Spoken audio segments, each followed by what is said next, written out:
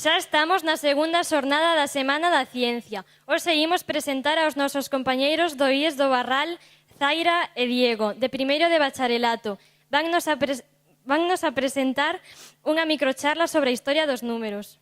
É curioso que estemos rodeados de números por todas partes, pero descoñezamos a apasionante aventura que os trouxe ata aquí. Como sistema de números, que é decimal, porque todos contamos cos dedos da man e as primeiras persoas foron os que contaron coas mans.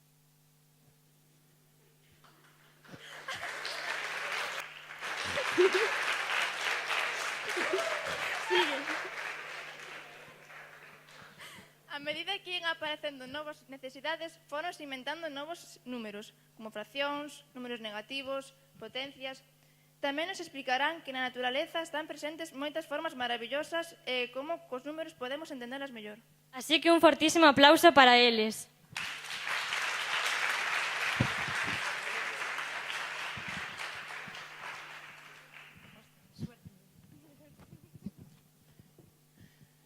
Ola, boas tardes a todos e todas. Nos somos, como xa dixeron as nosas compañeiras Diego e Zaira, vimos do IES do Barral e hoxe imos vos falar sobre a historia dos números. Aínda que é certo que ninguén ten ninguna veracidade de cando o home comezou a ter certa conciencia sobre os números e as cifras, os arqueólogos chegaron a saber que hai alrededor duns 30.000 anos os humanos primitivos levaban a conta de certas cousas en osos de animais mortos sobre os que facían un número determinado de fendas. Sabendo isto, podemos formularnos unhas preguntas. Por exemplo, de onde viñen entón as cifras? Quen inventou o 0 ou o 1? Todas as civilizacións contan igual que a nós. Emprendemos así unha viaxe ao longo da historia de todo o mundo para averiguar onde nace o orixe e o significado das cifras que adoitamos as diferentes culturas. Descubriremos que o cero e os números son unha invención tan importante como pode ser o lume, a roda ou a máquina de vapor. Son historia mesma dos progresos da humanidade. Comezamos, pois, polo home de Cromañón. O home de Cromañón. A primeira máquina, por así decirlo, de contar e calcular foi a propia man. Co sistema quinario, os 5 dedos dunha man. O sistema dos decimal, dos 10 dedos, e ao que se lle engaden os pés. E se tes a sorte de ser home, pois podes contar ata 21. En todo caso, sempre eran en grupos de 5. Se tiñan que contar números maiores de 20, tiñan que apoiarse de obxectos como pedras, cunchas e outros elementos.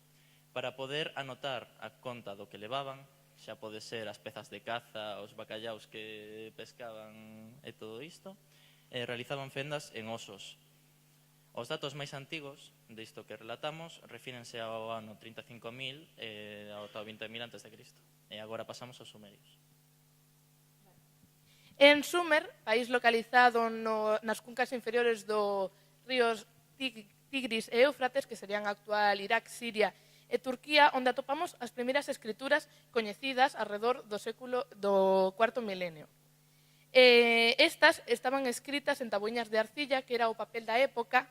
En elas podemos encontrar anotacións realizadas asociadas a diversas clases de mercadorías, sendo estas as que podemos considerar como as primeiras actas contables que se coñecen. Estas actas contables estaban feitas baixo un sistema de base 60, que é o sistema sexagesimal, que seguimos obtendo nos nosos días, por exemplo, a hora de medir un ángulo ou na hora de medir o tempo. A imaxe que temos na presentación indícanos como era o sistema que os sumerios utilizaban. O primeiro símbolo que temos é unha cunca redondeada pequena, que eso significaba un de algo. Desde estas cuncas dibuixábanse cun círculo pequeno e 6 destes círculos pequenos facíanse unha cunca redondeada grande. Ao chegar a 10 cuncas redondeadas grandes, estas expresábanse cunha cunca redondeada grande cun círculo no interior e 6 destas correspondían a un círculo grande. Desde estes círculos eran un círculo grande coutro pequeno no interior. Con este sistema podemos representar hasta 10 por 6 por 10 por 6 por 10 cousas, que serían 36.000 cousas en total. Pero é no século XVII a.C., cando os elementos da escritura cambian. Entón aparece unha nova escritura nos sumerios, que é a que chamamos escritura cuneiforme, a que cambia os aspectos das cifras e adquiren unha forma angulosa con trazos moi acuosos, como vemos na imaxe. Este sistema estaba basado nun principio aditivo. Que quere decir isto? Que, por exemplo, para dibuixar o número 9, tiñamos que repetir o símbolo da unidade 9 veces, igual que para os múltiplos de 10 tiñamos que repetir o símbolo da decena as veces que fosen necesarios. Isto causáballes un problema aos sumerios, xa que facía que tivesen que escribir repeticións desmesuradas, polo que xurdiu un novo método, que era o método sustrativo, no cal se expresaba a partir de agora o 9, por exemplo, como 10 menos 1. Vale. Continuamos cos semitas. Por semitas entendemos varios povos diferentes, que determinaron tamén etapas distintas. De seguro os coñecedes todas, pero nós vamos centrarnos na etapa babilónica. Nesta etapa, os eruditos empregaban un sistema de numeración posicional, moi parecido ao noso. Neste aspecto, nós utilizamos un sistema de numeración posicional en base de 10. Eles o utilizaban en base de 60. E como podemos ver, tamén utilizaban as mans para contar. O que facían era, mediante as falanxes dos dedos, ian contando de 3 en 3 ata chegar ao 12. E diredes, e por que non utilizan o pulgar? Porque grazas ao pulgar era que ian contando todas as falanxes. E por que utilizan só unha man? Porque contaban ata 5 veces os 4 dedos. Deste modo chegaban ata os 60. Dos semitas tamén cabe destacar que, aínda que é difícil determinarlo con precisión, tamén apareceu por primeira vez o 0 para indicar a ausencia de cifras hexadesimais. Non tiñan o significado de 0 como o sentido de nada, polo momento, senón máis ben como o sentido de espazo baleiro. E agora continuamos cos exipcios. A finais do cuarto milenio antes de Cristo, os exipcios inventaron un sistema de numeración autóctono. Este sistema constaba de 7 símbolos. Estes 7 símbolos, aínda que pode parecer un sistema moi sencillo e moi simple, esta simplicidade non era real. Isto debido a que, por exemplo, para poder representar o número 9 deberían repetir o número 1 9 veces. Isto conlleváballes que, a pesar de que podían representar números ata máis de 10 millóns, se lle pides a un exipcio que escriba o número 999.999, partes a muñeca, xa que teria que escribir 54 símbolos. Así, por exemplo, utilizaban, para representar o número 13.745, collerían o 1 do 10.000, collerían 1000 3 veces, representando con esa especie de flecha a guitarra, collerían os 7, collerían 100 7 veces, e así sucesivamente. Dos exipcios, tamén cabe destacar que intentaron mellorar melloreuse este problema paulatinamente coa aparición da escritura hierática, que lle permitía aos escribas escribir moito máis rápido, máis fácil e sinxelo estilizado. Tamén apareceron signos numéricos especiais, máis cursivos e abreviados. E tamén é importante destacar que nos xeroglíficos egipcios atopamos as fraccións unitarias. Estas son denominadas así, xa que teñen denominador 1, que é representado por esa boca. O único que cambiaba era o denominador, que, como vemos, era representado por diferentes números que podían ata cambiar. Vale, pasamos entón aos gregos. Nun principio, os gregos herdaron o sistema matemático babilónico, pero donde ao ano 450 a.C. desenvolveron o seu propio sistema, que é o que chamamos a numeración ática. A numeración ática basábase en que os símbolos para representar o 5 e as potencias de 10 correspondíanse coa inicial dos nomes gregos coas que se nomeaban, que é o que chamamos o principio de acrofonía, que está representado nesta foto, onde para cada número existía un símbolo asociado. Tamén podemos ver na imaxe como esta numeración era aditiva, xa que igual que noutros casos, para, por exemplo, expresar o número 3000 tiña que repetir 3 veces o símbolo do 1000. Co paso do tempo, os gregos acabaron desenvolvendo outro sistema numerativo que é o que chamamos a numeración xónica ou alfabética. Nesta utilizaban os 20 símbolos do arcaico alfabeto griego. Para as cifras do 1 a 9, do 10 ao 90 únicamente os múltiplos de 10 e do 100 ao 900 únicamente os múltiplos de 100. Cabe destacar tamén nos gregos as súas aportacións ás matemáticas, como poden ser o paso da escritura únicamente de fraccións como unitarias a poder escribir fraccións de todo tipo. Ademais de que tamén foron os gregos os que conseguiron acotar o número pi nun certo límite de cifras. Grazas aos romanos, introducimos a seguinte... Os romanos decidiron que, como xa tiñan un sistema de adición, implementaron unha nova regra. Todo signo numérico colocado á esquerda dunha cifra de valor superior réstase. Isto quere decir que, por exemplo, para conseguir o número 40, o que farían era restar 10 entre 50. Isto o que lles permitía era paliar o problema que tiñan os exipcios. Por exemplo, así só terían que colocar números iguais como máximo un número de 3 veces. E as súas cifras proviñan dos etruscos, que a súa vez as traían nos gregos, e foron dos primeiros que, para representar números grandes, multiplicaban por 1000 toda a expresión numérica.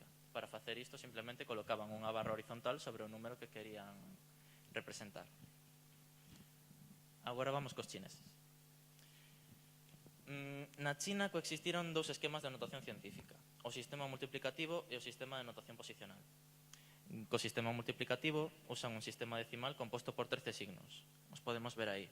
Os primeiros 9 signos son números do 1 ao 9 e os seguintes 4 son 4 potenzas de 10.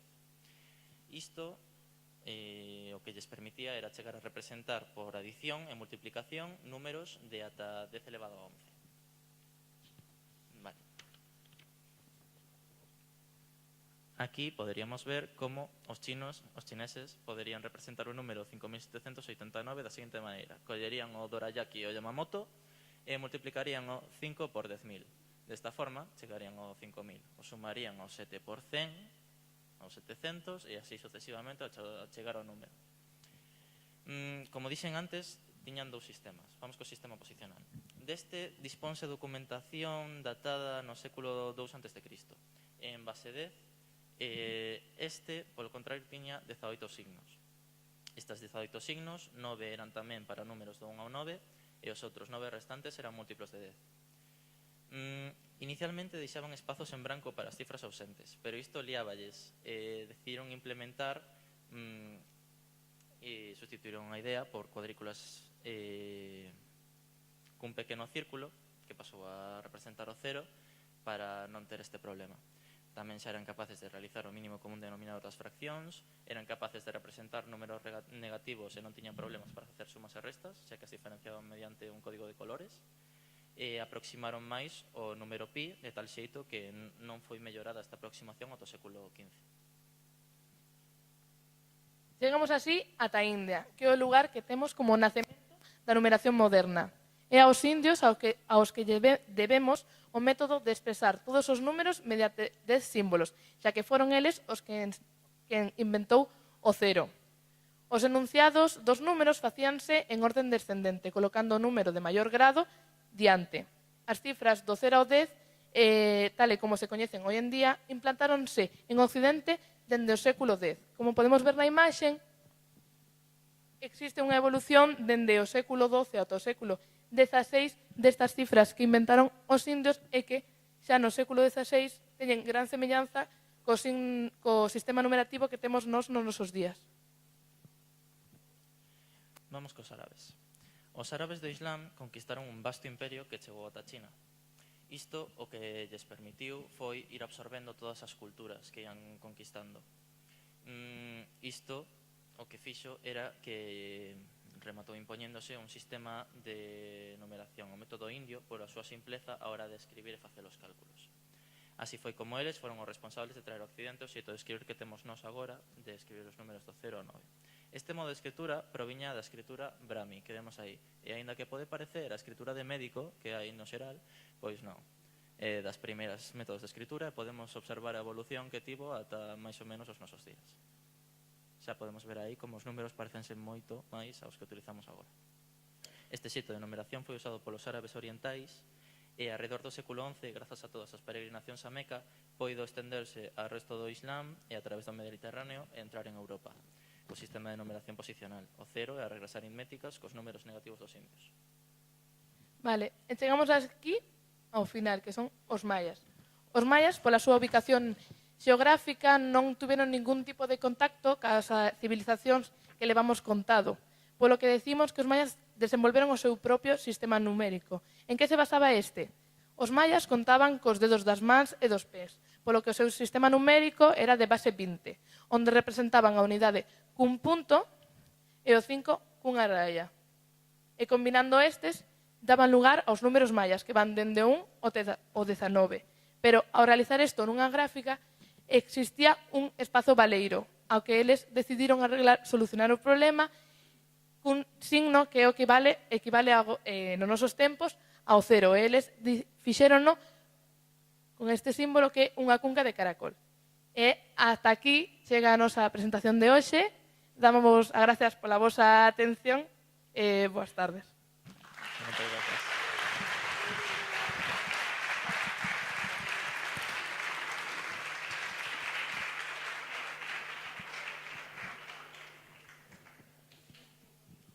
Hoxe fainos moita ilusión presentar ao noso conferenciante debido a que é de Ponteareas. É un orgullo para nós estar con este xogador da canteira pola cantidade de triunfos que conseguiu.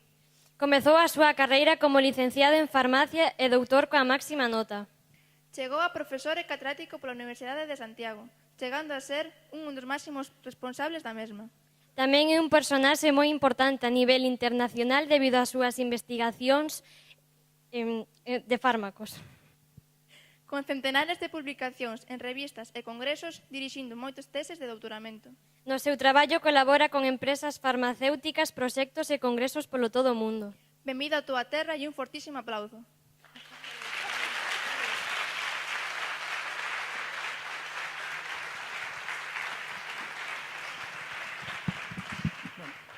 Moitas gracias por esta amable presentación. Eu creo que a presentación máis amable que tiven ao longo de todas as veces que tiven que dar algunha conferencia. Estou moi contento de estar en Ponteareas. Hoxe lle comentaba antes a algúns amigos e amigas que están aquí. Hoxe fai 34, 35 anos, xa non me lembro, que tomei posesión como profesor titular na Universidade de Santiago. Por eso, por outras cousas, eu casi nunca esquezo o 25 de abril.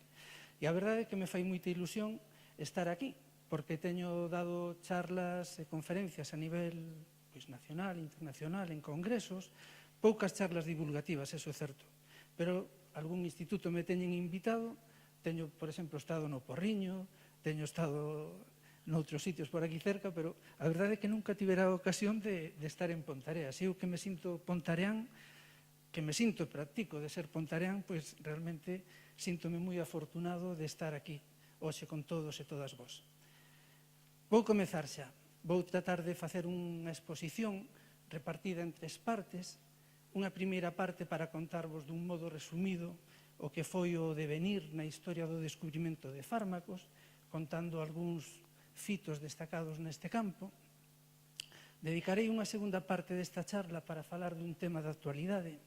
Supoño que moitos e moitas de vos estaredes ao tanto do problema que teñen os enfermos de hepatite C coa aparición deste magnífico fármaco que é o Sovaldi, pero a imposibilidade que teñen de utilizalo polo custe tan potente que ten, e contaremos algunhas cousas dese descubrimento.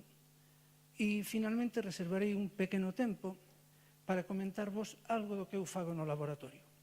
Dicir, algo de algunha das miñas liñas de investigación, que o que me deu máis lata a preparar, posto que realmente non é algo que este moi fácil de poñer a nivel divulgativo. Vou vos a falar dunha reacción, a reacción de Azadi-Salbers, algo no que eu levo traballando pois casi 30 anos, e que para min é como levantarme polas mañáns, é chegar ao laboratorio e falar da reacción de Azadi-Salbers. Pero sei que non é fácil, pero marqueime como reto explicarvos un pouco que é o que eu fago, porque a verdade, ao longo de todo este tempo, e aquí amigos meus, os que ando en bici, cando salimos por ir na bici, sempre me preguntan, e ti que faz?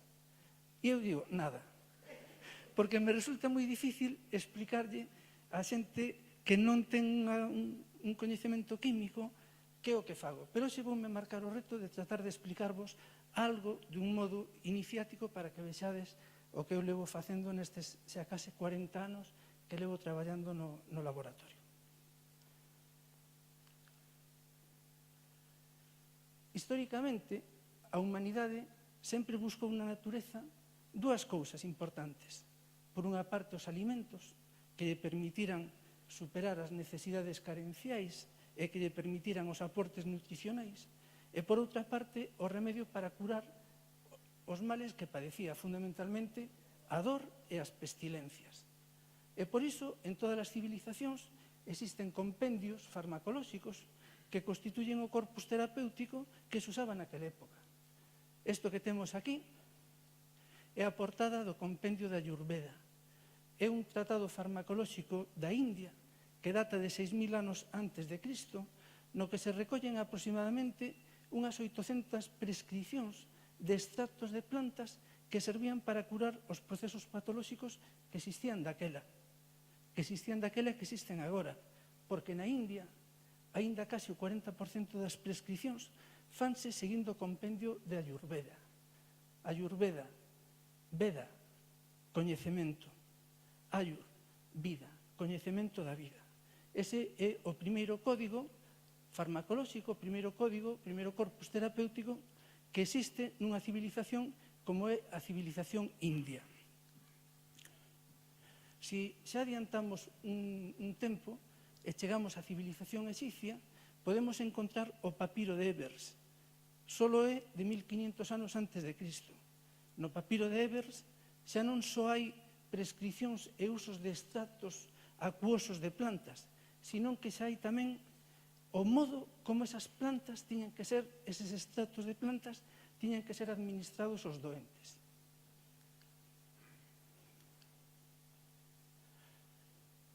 Si seguimos avanzando nas civilizacións, podemos chegar á época dos gregos e dos romanos. Os gregos introduciron unha novedade moi importante no tema farmacolóxico. Eran amantes dos velenos. Foron os creadores da toxicoloxía. De feito, esta imaxe que temos aquí, que é o suicidio de Sócrates. Sócrates, sabedes que se suicidou tomando extractos acuosos que contiñan cicuta, pois é considerado polos toxicólogos como o primeiro fito toxicolóxico descrito na historia.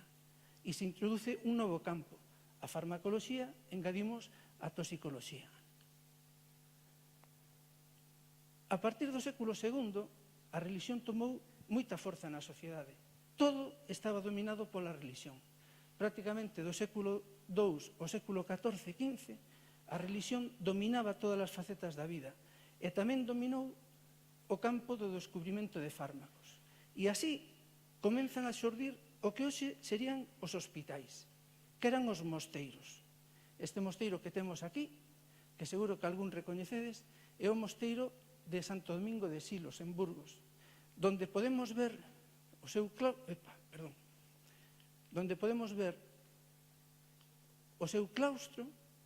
no que cuidaban os enfermos e podemos ver o seu xardín no que se cultivaban as plantas que despois na botica, aquí temos o botamen, as estanterías e a biblioteca, na botica preparaban os extractos acuosos ou alcohólicos cos que se curaban estes enfermos.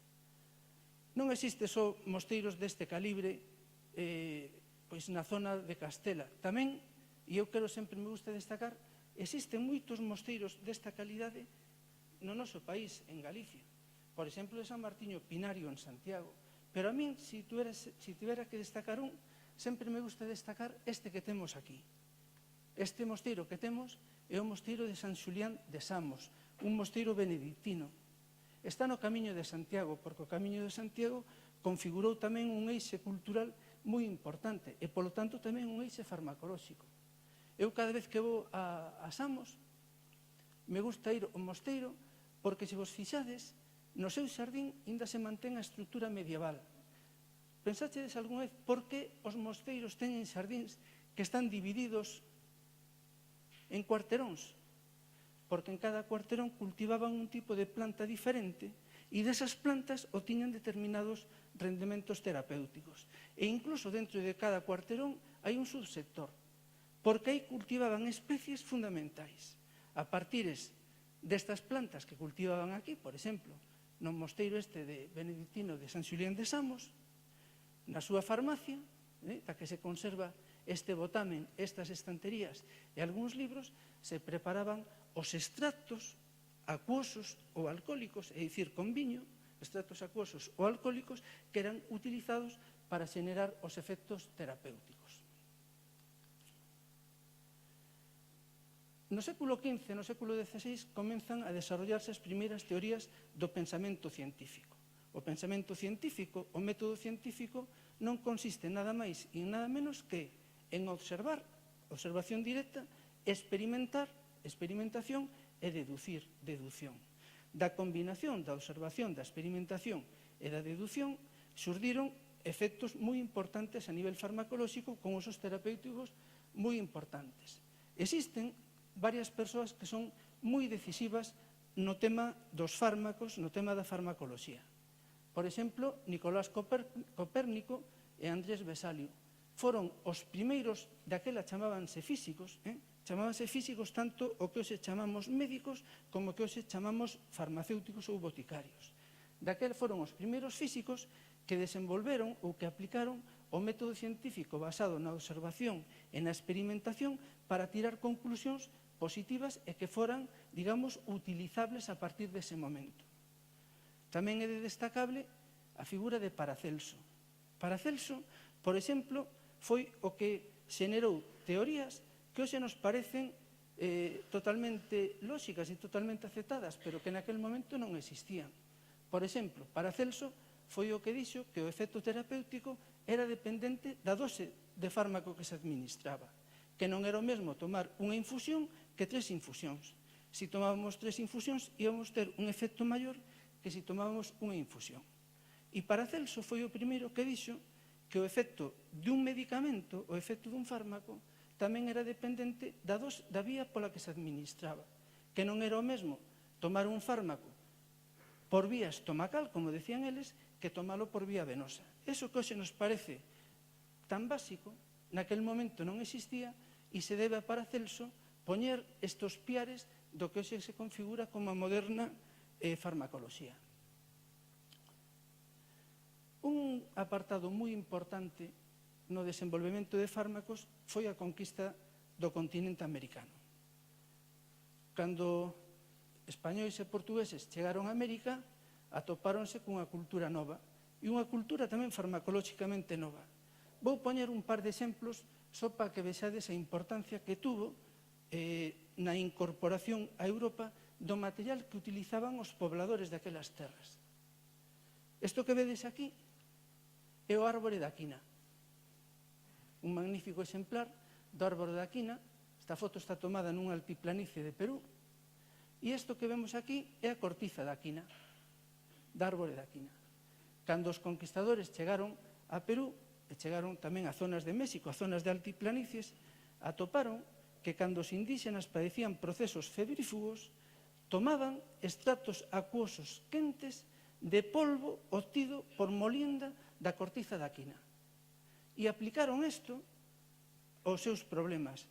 E así, por exemplo, cando a condesa de Chinchón, que temos aquí, a esposa do virrei do Perú, tivo unhas febres que non podían curar os físicos que foran con ela tamén naquela expedición, decidiron empregar o polvo da cortiza de quina para curar ese proceso febrífugo.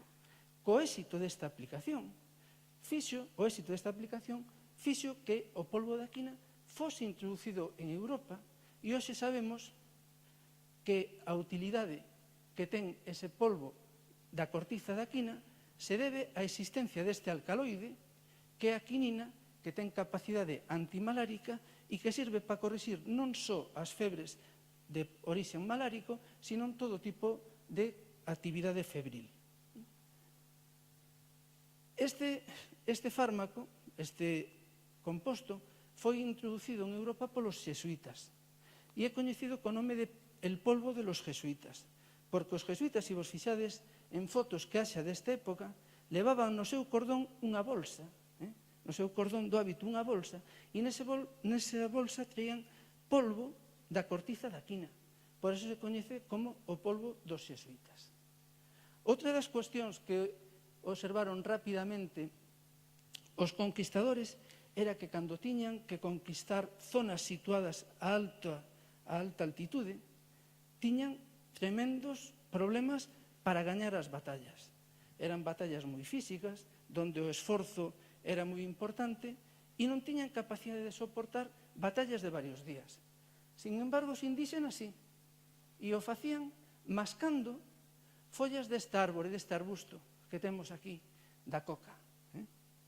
Porque os indígenas practican unha técnica que se chama o acullico da coca. Mascan coca, mascan folla de coca.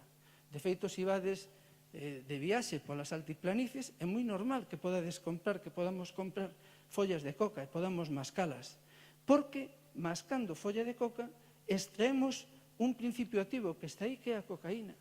E a cocaína ten capacidade estimulante cando se toma por esta vía, pola vía de deglución a nivel oral, non por outras vías, nin por outros procedementos. Para que teña efecto farmacolóxico, se precisa utilizar esta técnica, a técnica do acullico.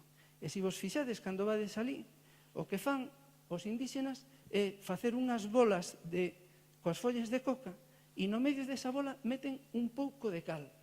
Por que? Porque o entorno que temos na nosa boca é un entorno ácido. E para extraer a cocaína das follas de coca se precisa un entorno alcalino.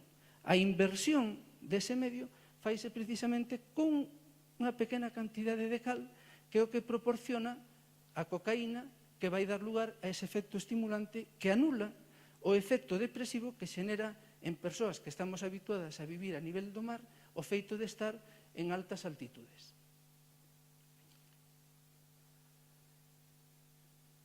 Ata este momento non existía o concepto de fármaco como tal, sino que, en realidade, o que facíamos era utilizar extractos de plantas para curar determinadas patoloxías.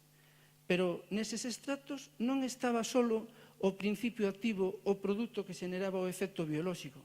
Estaban máis cousas. Por exemplo, se utilizamos extracto de opio, ademais de morfina, hai casi 25 alcaloides máis. Algúns que teñen efecto antidiarreico, como pode ser o caso da papaverina, outros que non teñen ningún tipo de efecto, como a tebaína, outros que teñen efecto antitusivo, como a cocaína, e outros que teñen efectos simplemente psicodependentes. E iso non é bo. O mellor é, se queremos utilizar un efecto analxésico da morfina, utilizar única e exclusivamente morfina. Foi precisamente coa aparición deste farmacéutico que temos aquí, Friedrich Serturner, que en a idade de 21 anos decidiu illar do opio o principio activo que existía aí, iniciando unha era na que pasamos da utilización de extractos con multicomposición a utilización de fármacos con monocomposición. Polo tanto, abriuse unha era na que, a partir de produtos de orixe natural, sexan de fontes vegetales ou de fontes animais, se obtiñan os principios activos responsables da actividade biolóxica e da utilidade terapéutica correspondente. Friedrich Serturner colleu o Papaver somniferum, esta flor tan bonita, esta planta tan bonita, na que, por certo, pola que están os americanos en Afganistán, que non están para defender as mulleres de Afganistán porque as poñan co burka, están porque en Afganistán se produce o mellor opio do mundo, con gran diferencia, opio e uranio, que é o que están os americanos en Afganistán. Pois Serturner, con 21, 22 anos, foi capaz de, a partir de Papaver somniferum, facendo unhas extraccións na cápsula a este nivel, obter un látex e dese látex obter a morfina, este magnífico fármaco con esta boa representación que temos aquí. Non só foi capaz diso, sino que foi capaz de convencer a 3 amigos que conxuntamente con el se administraron ese extracto para demostrar que os efectos farmacolóxicos que se producían eran idénticos aos que se producían cando se utilizaba o extracto. É o primeiro caso descrito de científicos que se utilizan a sí mesmos como cobayas. Con Serturner utilízase o que pode ser a época moderna dos medicamentos. Esta época moderna dos medicamentos que podemos diferenciala en dous grandes períodos. Un primeiro período que dataría entre os anos 1820 e 1930, no que a investigación estaba realizada por persoas a nivel individual. Sir Turner traballaba na súa farmacia. Se vades a Hamburgo, ainda podedes ver na Plaza Maior a farmacia de Sir Turner. Traballaban a nivel individual, prácticamente sin conexión duns científicos con outros, con moi poucos medios e con inexistencia total do que hoxe chamaríamos a industria farmacéutica. Foi unha época moi productiva. Apareceron fundamentalmente fármacos con estrutura alcaloídica, os primeiros sueros fisiolóxicos, os primeiros fármacos antifebrífugos, os primeiros analxésicos, os primeiros hipnóticos e incluso as primeiras vacinas. A segunda gran era, o segundo gran período do descubrimento de fármacos se inicia con Paul Ehrlich. Paul Ehrlich, para os que estudamos farmacia, é o noso referente, é o pai da quimioterapia. Foi, entre outras cousas, a persoa que descubriu que había microorganismos que eran capaces de infectarnos, pero que tamén podíamos, a partir de outros microorganismos, obter as defensas fronte ás infeccións deses microorganismos. Paul Ehrlich, para os que estudamos farmacoloxía, para os que estudamos química farmacéutica, é un punto de inflexión. Pois ben, esta segunda era podíamos dividila en tres grandes apartados. Unha primeira xeneración de fármacos que chegaría do ano 1930 ao 1960, no que aparecen as hormonas, tanto, sobre todo, as hormonas sexuais como as hormonas tiroideas, as vitaminas, os primeiros antibióticos, eses fármacos tan bárbaros que permitiron que prácticamente en 100 anos de vida a vida media das persoas pasara, por exemplo, en España, do entorno dos 62, 63 anos ao entorno dos 85, 86 anos. As sulfamidas, de gran importancia, por exemplo, nas guerras das trincheiras, tanto na Primeira como na Segunda Guerra Mundial, os primeiros corticosteroides e os antihistamínicos.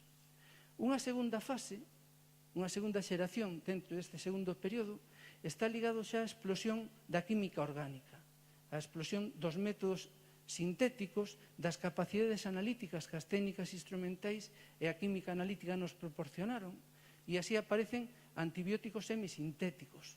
Un fármaco semisintético é un fármaco obtido a partir de un material natural.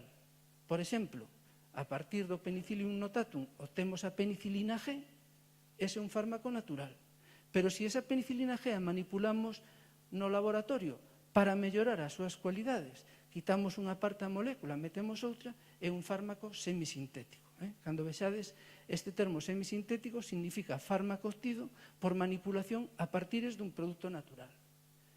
Aparecen as sulfamidas modernas, os antiinflamatorios non esteroideos, este ibuprofeno que está tan de moda, a aspirina, todos estes fármacos, e tamén os fármacos que actúan sobre o sistema nervioso central e sobre o sistema cardiovascular. Na actualidade estamos nunha terceira xeración máis moderna que está configurando un arsenal terapéutico con fármacos cada vez máis biotecnolóxicos, fármacos que van a permitir nun futuro non moi longo a utilización de fármacos a carta, fármacos específicos para cada patoloxía e para cada persoa, pero que, como logo comentaremos no caso do sofosbuvir, tamén presentan outro tipo de desventaxas, sobre todo a nivel económico, moi grandes. Así apareceron os antivirais, os fármacos, por exemplo, que actúan contra a sida, ou os fármacos que actúan contra a hepatite C, enfermidades que fai prácticamente 20 anos non éramos capaces de curar e que hoxe somos capaces de curar. Aparecen os inhibidores enzimáticos ou fármacos de orixe biotecnolóxica, como, por exemplo, os anticorpos monoclonais, estes fármacos que configuran unha referencia moi importante en procesos anticanceríxenos, en enfermedades inmunes, etcétera, etcétera. Claro, o descubrimento de fármacos é unha técnica, unha especialidade que non está basada nunha única disciplina. A disciplina fundamental é a química orgánica, é o procedimento sintético. Porque hoxe incluso os fármacos que son de orixe natural é moito máis barato, moito máis cómodo sintetizalos nunha industria, sintetizalos nun laboratorio que recoller material natural e facer os procesos extractivos. Pero a química orgánica por si sola non chega. Hoxe os que traballamos nun laboratorio precisamos, por exemplo, de matemáticos e de informáticos. De matemáticos e informáticos que configuren os modelos informáticos, as aplicacións informáticas que permitan optimizar os procedementos sintéticos e, sobre todo, os procedementos farmacolóxicos de avaliación. Hoxe temos moi limitada a utilización de animais de experimentación e temos que recorrer á utilización de modelos in sílico, de modelos sobre ordenador para facer os procesos de avaliación. Necesitamos tamén técnicas instrumentais cada día máis poderosas. Fixarvos, cando eu facía a miña tese doutoral, que a presentei no ano 83, había en España un único cromatógrafo de gases. Ese cromatógrafo de gases o presentaban daquela os da casa, da Hewlett Packard, dicindo que se collíamos un recipiente de 50 litros e botábamos un azucarillo, collíamos unha xeringa, collíamos un microlitro, o metíamos no cromatógrafo e o detectaba. Hoxe, calquera de nós ten nos laboratorios cromatógrafos que se collemos a milésima parte dun azucarillo e en lugar de poñela nun barreno de 50 litros o metemos na agua que cabe nunha piscina olímpica, o detecta prácticamente sin inxectar nada. É dicir, as capacidades analíticas, esa resonancia magnética da que todos seguramente escoitachedes falar de uso médico, nos a utilizamos. É a resonancia magnética de tipo químico, esa difracción de rayos X, todas esas capacidades analíticas que as técnicas instrumentais nos permiten. Que decir da bioloxía molecular? É dicir, fai anos traballábamos prácticamente de oído. Cando deseñábamos un antibiótico, un antiviral, o deseñábamos pensando que iba a actuar nalgúna etapa, pero sin saber onde. Hoxe a bioloxía molecular, como logo explicarei, nos explica claramente, nos permite coñecer claramente todos os ciclos bioquímicos e fisiolóxicos non só das persoas, sino tamén, por exemplo, dos microorganismos que nos infectan. E iso nos permite saber, nos seus ciclos virais, que etapas son críticas ou non e actuar directamente nesas etapas. E iso nos permite xenerar fármacos máis selectivos e que xeneren menos efectos secundarios e menos efectos adversos. A tecnoloxía farmacéutica.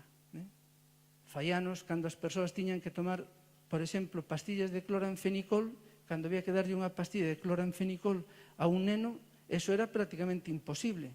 Tiña un sabor horroroso. Hoxe temos pastillas de palmitato de cloranfenicol con sabor a menta, con sabor a fresa, con sabor a nata, con sabor a todo o que queiramos. E iso se consigue pola tecnoloxía farmacéutica. Tamén a tecnoloxía farmacéutica é a que limita moito os daños que se producen na ingesta de medicamentos, sexa por vía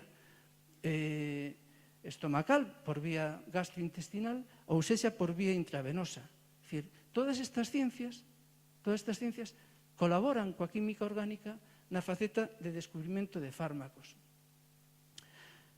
Pero claro, desto que vos digo ata agora, parece que o descubrimento de fármacos é unha técnica basada no método científico e que todo o que se conseguiu ata agora foi consecuencia da aplicación do método científico. É certo, pero non na súa totalidade. De feito, hai fármacos moi importantes que foron obtidos ou por accidente ou por serendipia. A serendipia é esa capacidade, esa habilidade que teñen determinadas persoas que teñen a mente predisposta para elo de tirar achádegos, de tirar consecuencias importantes de achádegos accidentais. Este é un término acuñado no século XVIII por un escritor inglés, Horacio Walpole, para relatar un conto persa, Os tres príncipes de Serendip. O exemplo clásico, cando explicamos, por exemplo, en clase, de descubrimento accidental é a aparición da penicilina. Aquí temos a Alexander Fleming.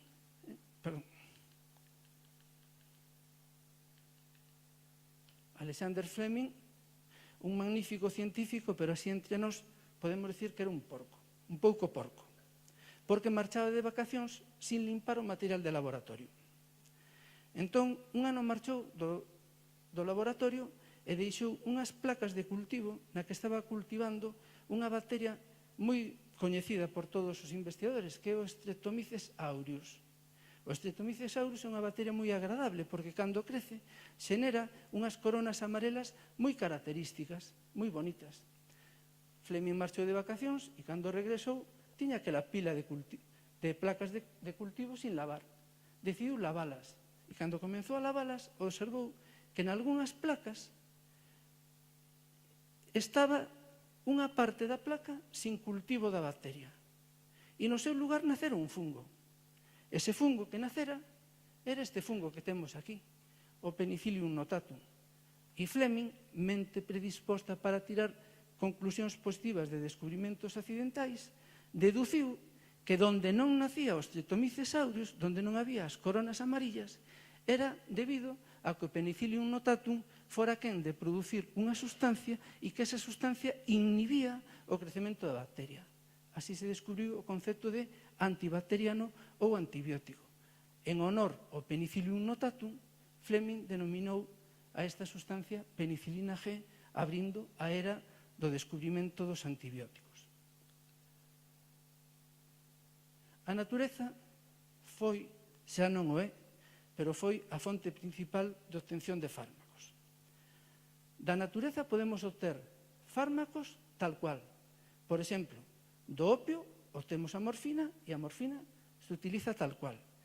Pero logo hai creencias populares que ás veces convén matizar, porque a natureza aliada coa química é moito máis potente que a natureza por illado ou a química por illado.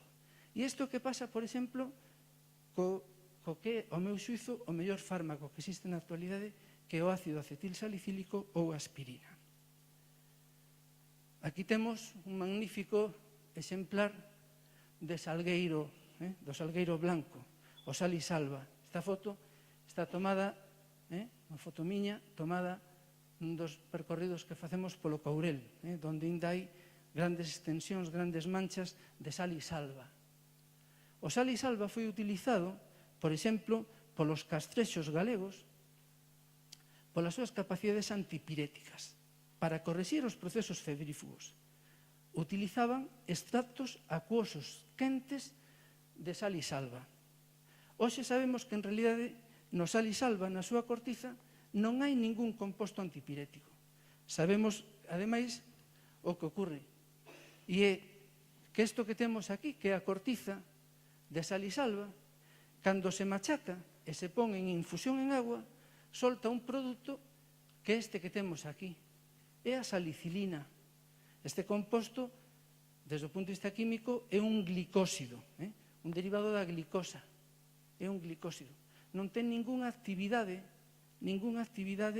terapéutica. Pero que pasa cando facemos unha infusión? Que pasa cando tomamos un café, unha té, unha tila, unha manzanilla ou unha infusión de cortiza de salisalva? Pois que estamos generando unha reacción química. Porque cando poñemos un extracto natural con agua e calor, estamos facendo que no laboratorio chamaríamos unha hidrólisis con calor. Esa hidrólisis con calor vai hidrolizar este enlace glicosídico, eliminando esta parte da molécula, transformando a salicilina no alcohol salicílico. O alcohol salicílico, que espontaneamente co oxígeno do ambiente, polo calor no que está, sufre un proceso de oxidación sobre este átomo de carbono, generando ácido salicílico, e o ácido salicílico sí que ten capacidades antipiréticas. Por lo tanto, cando tomamos un extracto acuoso, quente, de cortiza dun salgueiro, o que estamos é tomando ácido salicílico. Pero no laboratorio, cando ese ácido salicílico quentamos con vinagre, con ácido acético, realizamos un proceso de acetilación a este nivel, generando este composto que temos aquí, o ácido acetil salicílico. Un magnífico fármaco, porque é moito máis antipirético que o ácido salicílico e, ademais, pola capacidade inhibitoria dunha enzima que temos, que se chama ciclooxigenasa, é capaz de ter esa magnífica capacidade antiinflamatoria, esa magnífica capacidade antidolorosa e esa magnífica capacidade antiagregante plaquetario que presenta a aspirina. A aspirina de Bayer, a aspirina no formato verde. Bayer, que estuvo a punto de ir a quiebra cando a un destes artistas del marketing se lle ocurriu quitar a caixa verde da aspirina e poñela rosada, porque a xente, cando vai a unha farmacia e pide aspirina, pobre do farmacéutico ou farmacéutica que non lle dé unha aspirina en caixa verde, porque todos identificamos a aspirina, verdad, coa caixa verde de Bayer. Tamén, a partir, e por contar algo que aconteceu no noso territorio, na Galicia, non? Isto que temos aquí é un teixo, o árbore da morte dos castrexos. Os castrexos do Castro de Baroña, os castrexos do Castro de Santa Tegra, cando eran acosados polos vikingos e non podían defenderse, antes de deixarse capturar e ser levados para vivir como esclavos, se suicidaban, se mataban. E como se mataban? Tomando extractos de teixo.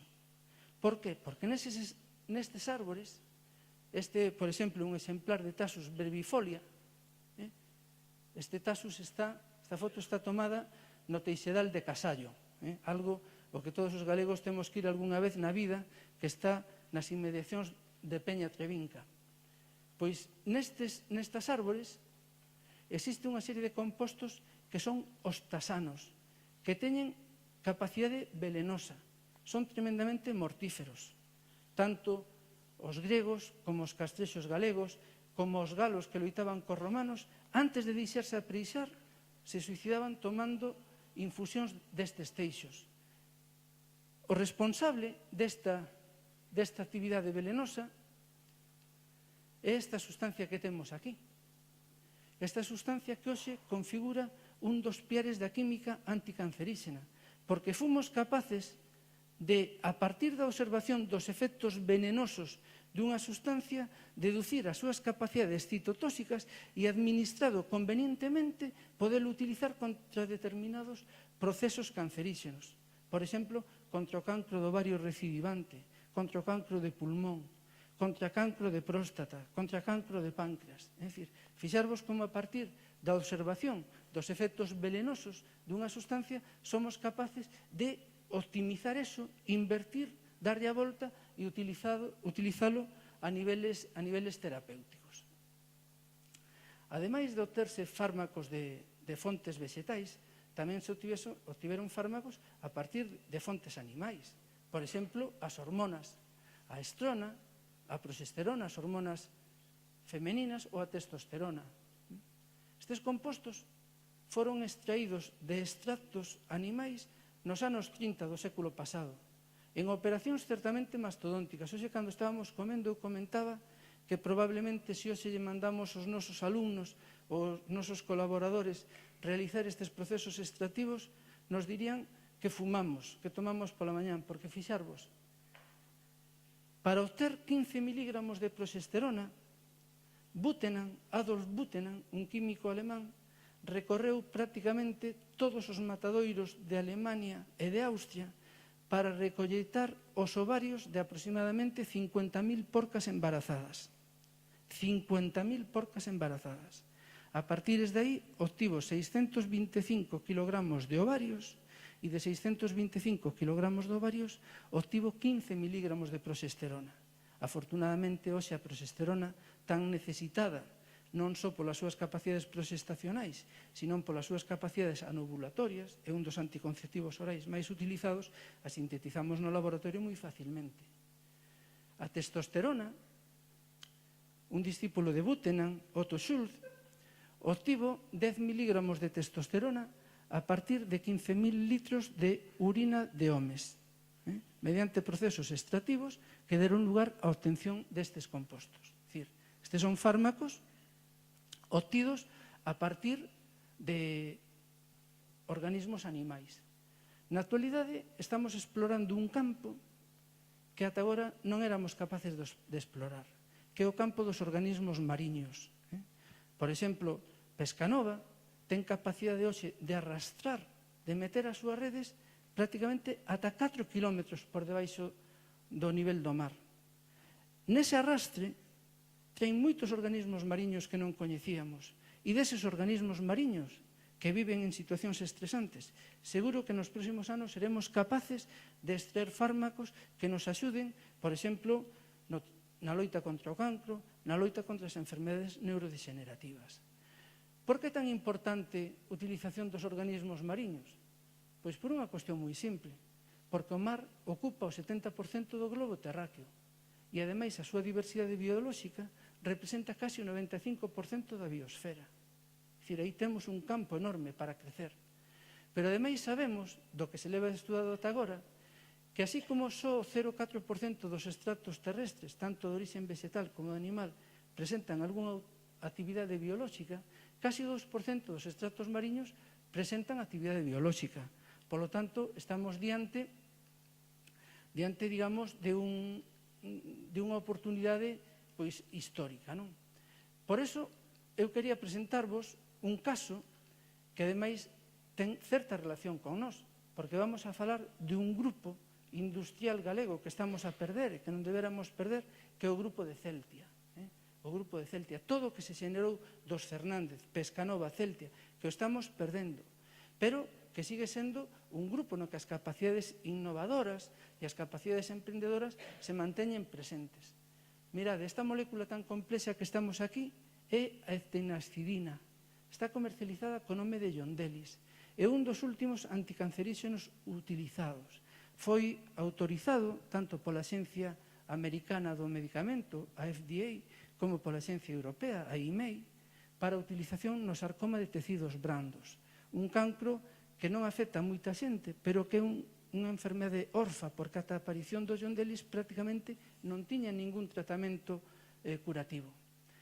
A ectenescidina foi desarrollada por unha empresa, Farmamar, que hoxe está radicada no polígono Tres Cantos, en Madrid, en lugar de estar radicada pois en Celtia, en Porriño ou en Santiago ou nas instalacións da antigua La Toja en Culleredo. Pois está en Tres Cantos, en Madrid.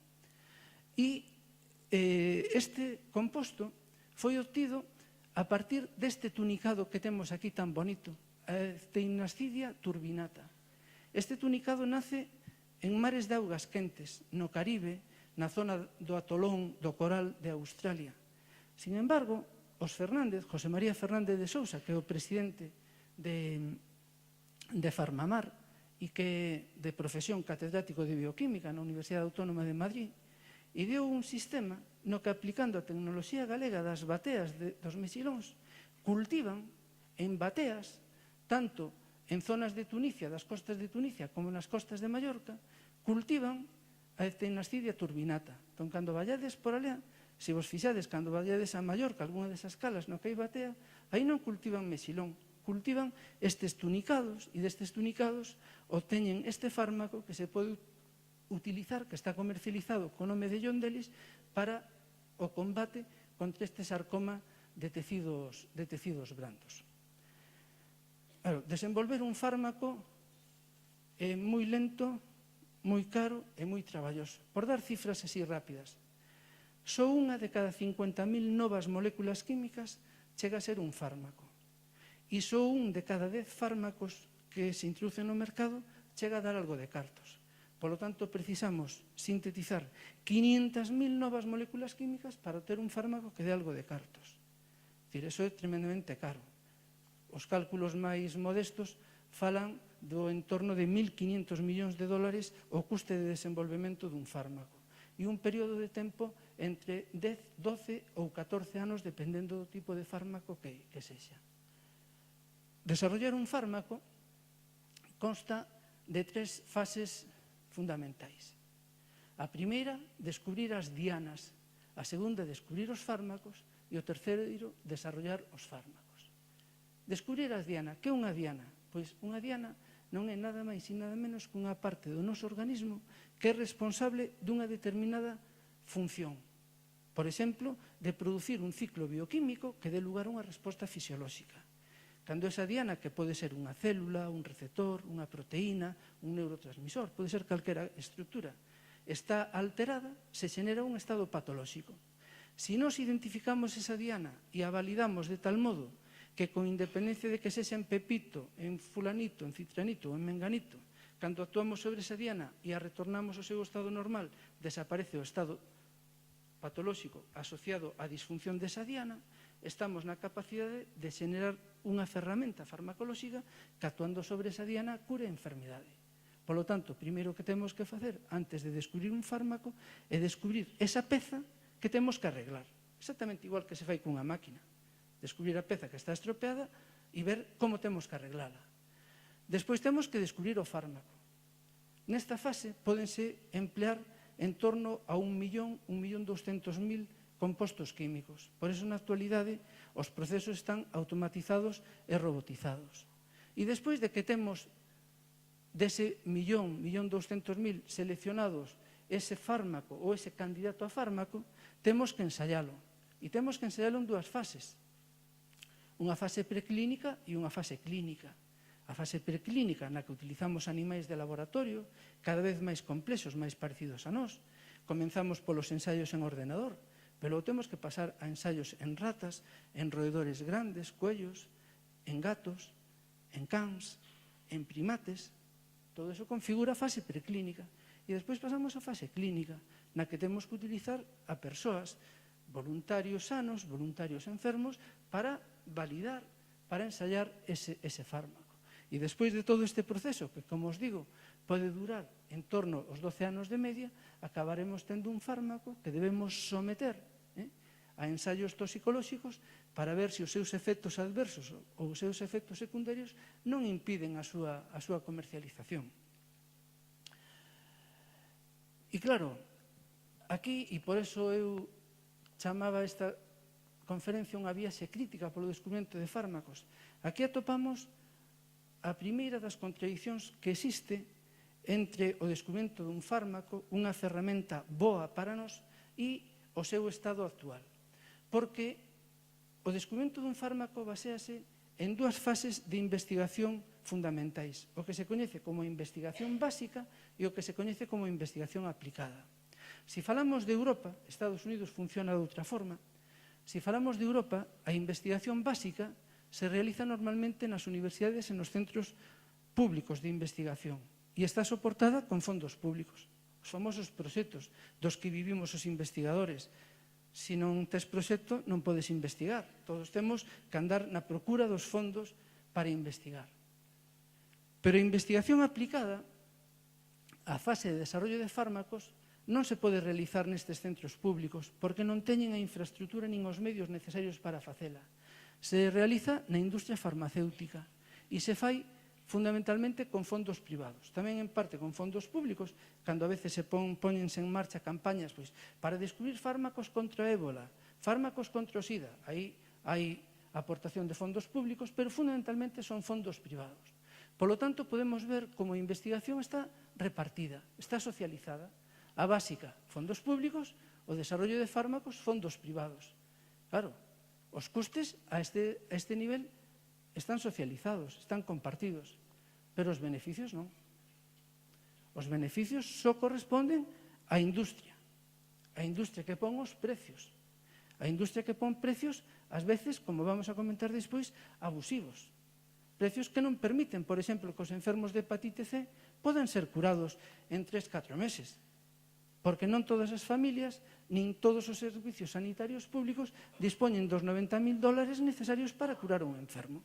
Polo tanto, aquí se abre unha contradición na que moi probablemente aqueles estados, como é o caso dos estados europeos, nos que temos este sistema sanitario público que é a base fundamental, o piar fundamental do noso estado do bienestar, teñan que reconsiderar a súa posición nesta parcela, porque senón isto pode dar lugar a unha quiebra económica do sistema. De feito, a Organización Mundial da Saúde, que é unha organización, por así dicilo, aséptica neste terreo, nos di, no seu report do ano 2016, que casi un tercio da poboación mundial nestes momentos non ten acceso a ningún tipo de fármaco, casi un tercio. E ao mesmo tempo, a OMS nos di que a industria farmacéutica é na actualidade a máis rendible do mundo. Despois das medidas que tomou o último presidente dos Estados Unidos sobre a derivación das cuestións medioambientais, a industria farmacéutica acaba de revalorizarse en máis dun 30%, porque casi o 35% do custe de desarrollo de fármacos está ligado á reciclaxe dos materiais químicos empregados. Cando se flexibilizan esas normas e podemos, como fai a industria química na India ou en Pakistán ou na China, tirar os residuos aos ríos en lugar de reciclalos, diminuímos os costes de produción e incrementamos os beneficios. Nestes momentos, en Wall Street, a industria farmacéutica está por rendibilidade por diante, por exemplo, da industria do tráfico de armas ou da industria especulativa financeira. Este tipo de cuestións sempre convén ilustralas con exemplo. E eu vou vos comentar, se non me estendo moito, co tema de hepatite C. Supoño que a moitos de vos sonará o Sovaldi, o sofosbuvir. Ese fármaco que, desde o punto de vista científico, é un feito excepcional. Ata fai 3 anos, unha persoa que tiña hepatite C tiña só un 40% de posibilidades de curarse. O 60% das persoas que padecían hepatite C estaban condenadas a ter unha enfermidade crónica que acababa xenerando un carcinoma hepático previo ao desarrollo dunha cirrose hepática e que terminaba inexorablemente máis tarde ou máis cedo na morte desa persoa. Cando aparece o sofosbuvir, comercializado co nome de Sovaldi, desaparece este problema, porque este fármaco non cronifica a enfermedade, cura. A hepatite C é unha enfermedade que está moi extendida por todo o mundo. Hai 4 grandes manifestacións, 4 xenotipos, o 1, 2, 3, 4. En Europa, o xenotipo máis frecuente é o 1. Casi o 70% dos enfermos de hepatite C sofren xenotipo 1. E o xenotipo 1 só se cura coa terapia convencional nun 45% dos casos. Polo tanto, o 75% dos enfermos só teñen unha de cada 2 posibilidades de curarse. Eso é totalmente insatisfactorio. Ata fai pouco, estamos a falar de 4 ou 5 anos, o único tratamento que existía para cronificar a hepatite C era a combinación destes 2 fármacos, a ribavirina e o interferón pesilado alfa. Se precisaban tempos de medicación entre 6 e 8 meses, 14 pastillas diarias, unha inxección mensual e moitísimos efectos adversos e secundarios. E ainda por riba, só unha de cada 2 persoas se curaba. A outra, a pesar deste penoso tratamento, non se curaba.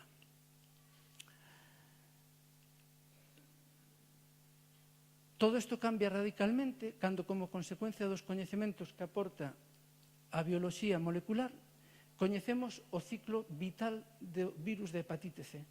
Coñecemos todas as etapas da súa replicación e coñecemos que hai unha serie de sustancias, proteínas estruturais críticas, así son denominadas, que son vitais no ciclo reproductivo, no ciclo replicativo do virus da hepatite C. Se somos capaces de inhibir estas proteínas, o virus morre. No ano 2012 aparecen os primeiros fármacos que actúan a este nivel.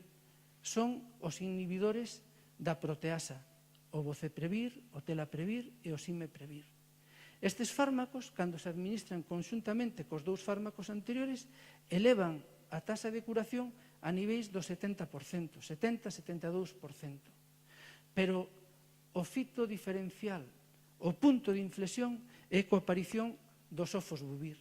Este fármaco que actúa a este outro nivel é un inhibidor dunha enzima que se coñece como polimerasa. É a enzima máis importante no proceso replicativo deste ciclo viral. Cando o sofosbuvir traballa a este nivel, a taxa de curación é prácticamente do 100%. Prácticamente do 100%. A partir do 17 de decembro do ano 2013, que é autorizado nos Estados Unidos a instauración, a integración no arsenal terapéutico do sofosbuvir, xa podemos decir a hepatite C se cura. Pero iso se traslada á práctica? Non. Por que non se traslada á práctica? Por unha cuestión moi simple. O sofosbuvir é un magnífico fármaco. Desde o punto de vista químico, aquí temos a súa estrutura, esta é a presentación na que a empresa Gilead Sciences, unha empresa multinacional americana, propiedade de varios fondos de inversión. Un deses fondos de inversión tamén é o propietario deses famosos 3.000 pisos de Madrid que a gran alcaldesa Ana Botella lle vendeu ese fondo Boitre. ese fondo buitre é un dos propietarios de Gilead Sciences. É un profármaco, non é un fármaco, non é unha molécula que como tal cure, é un profármaco. É un composto que ten esta estrutura, no organismo se metaboliza e xenera o fármaco activo.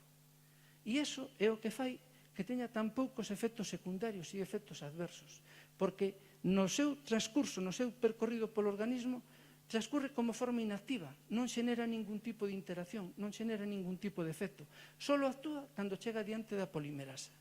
Magnífico fármaco. Desde logo, o mellor que eu teño visto nos meus xa casi 40 anos de traballo neste campo. Pero claro, vamos a ver o que custa o sofosbuvir. Eu asistí a unha conferencia do descubridor do sofosbuvir, Raymond Shinazi, logo comentaremos algunhas cousas del, e cando a preguntas dunha compañera miña de Madrid, Pilar Goya, de como fixaran o prezo do sofosbuvir, a súa resposta foi moi simple. Foron os nosos analistas financeiros de Wall Street. Fixaron por primeira vez na historia un prezo diferente para cada país. Como tiñan mala conciencia, e Gilead Sciences xenerara un proceso de contaminación en Egipto e na India de hepatite C pola utilización de vacunas en mal estado, neses países o tratamento custa $800. Pero, por exemplo, a primeira vez que se instaurou a utilización do sofosbuvir en España, a finais do ano 2014, o tratamento de 4 meses costaba 62.880 euros e o de 24 semanas 125.000 euros. Isto non hai sistema sanitario que o pague. Non hai sistema sanitario que o pague, porque o número de enfermos de hepatite é moi elevado. Prácticamente o 2% da poboación padece hepatite C, co cal estamos a falar que en España hai no entorno de 800.000 persoas que padecen hepatite C diagnosticada. Logo están os que teñen sin diagnosticar. Pois claro, se collemos 800.000 persoas e multiplicamos por 125.000 euros, quebramos o sistema sanitario. A evolución deste precio tamén ten e nos amosa como as nosas autoridades sanitarias se preocupan desto, non? Por exemplo, en España, cando comenzou o sofosbuvir en decembro de 2014, o custo do tratamento de 12 semanas rondaba os 61.000 euros. Pola presión que se exerceu desde a Asociación de Afectados pola Hepatite C en España, no ano 2015 reduciuse ese precio a 54.000. E como consecuencia de varias iniciativas que se presentaron polos grupos da oposición no Parlamento Europeo, como é lóxico, Europa, se pretende ser unha unidade, presentouse diante desa compañía como unha unidade e conseguiu unha rebaixa sustancial e hoxe, no ano 2016, no conxunto de Europa, o tratamento custa 25.000 euros, aínda así un prezo extraordinariamente caro. Pero fixarvos, nos Estados Unidos, que non hai sistema sanitario público, o custe prácticamente sigue sendo o mesmo do primeiro ano. 90.000, 87, 84.000. En Egipto e na India sigue sendo de 900 euros. En outros países do terceiro mundo, onde cuestionan as reglas do dereito internacional e non aceptan o feito da validez das patentes, Gilead Sciences tuvo que negociar e o prezo ronda os 2.000 euros, un prezo que si poden soportar os sistemas sanitarios. Pero claro, en España, en Europa e na Galiza, isto está a dar, digamos, unha serie de problemas moi pero que moi importantes. De feito, na actualidade, hai dous altos cargos do Sergas que están imputados, que teñen un xuízo na audiencia na Coruña, que están imputados por unha demanda presentada pola Asociación de Afectados pola Hepatite C en Galicia e polo seu portavoz, Quique Costas, por prevaricación administrativa, porque no ano 2014, só 6 das aproximadamente 300 persoas que por criterios médicos tiñan que ser tratados urgentemente con Sovaldi, só 6 foron tratados. Desas 300 persoas, 8 morreron. E por prevaricación administrativa, que logo a Suiza implementou a homicidio imprudente, están sendo xulgados 2 altos cargos do Sergas. Realmente, este é un problema que pon de manifesto que a industria farmacéutica ten grandes capacidades para desarrollar este tipo de fármacos, pero despois os sistemas sanitarios, como consecuencia do abandono que teñen en todo o sistema productivo dos medicamentos, non poden controlar o prezo deses medicamentos. E este é un exemplo realmente curioso, porque fixarvos, este que temos aquí é Raymond Xinacio, o descubridor dos ofosbuvir. Formou unha empresa que se chama Farmaset. Este home é un xudío de origen sefardí, de origen española. De feito, cando a súa familia foi expulsada de Egipto, cando o dictador Nasser expulsou os sefardís, viñeron para España. O seu pai foi o director do Laboratorio de Control de Calidade da fábrica de Campofrío de Burgos, de Sacardeu. Traballou aí. Mandou o seu fillo a estudar en Inglaterra. Xinacio fixo o seu estudo de bacharelato de universidade e de tese de doutoramento na Universidade de Bath. E despois marchou aos Estados Unidos a facer os seus estudos de postdoutoramento, donde coñeceu a Denis Liotta. Con Denis Liotta xenerou esta empresa Farmaset, que tivo un capital de 40 millóns de dólares. Cando descubriron os ofosbuvir, venderon esta empresa no ano 2011 a Gilead Sciences por 11.000 millóns de dólares. Vaya pelotazo. De 40 millóns que investiron, 11.000 millóns de dólares. Pero que Gilead Sciences xa recoñeceu que só no ano 2014 os beneficios que obtivo lle deron para pagar, para sufragar os 11.000 dólares e ganar 25.000 dólares. E no ano 2015, o beneficio neto de Gilead Sciences coa venta dos ofosbuvir alcanzou a cifra de casi 130.000 millóns de dólares. É dicir, aí hai que ver si ese comportamento de industria farmacéutica se corresponde coa ética dun servizo que está ligado á nosa saúde. Por eso, moitas veces, cando se fala deste tipo de cuestións, de como se sufraga a investigación, a min me gusta recordar que os fondos de investigación, ademais de para satisfacer as ganas de traballar que temos os investigadores e para sufragar as nosas investigacións, tamén sirven para modular e controlar os produtos que logo van ser decisivos, van ser necesarios para a nosa saúde. Por eso é importante loitar contra os recortes na sanidade, pero tamén contra os recortes na investigación, porque todo o tecido investigador pode interferir, pode actuar dun modo modulador, dun modo regulador de todo este tipo de cuestións. E por eso, e para rematar coa miña intervención, gostaría comentarvos unha pequena parte das investigacións que eu realizo.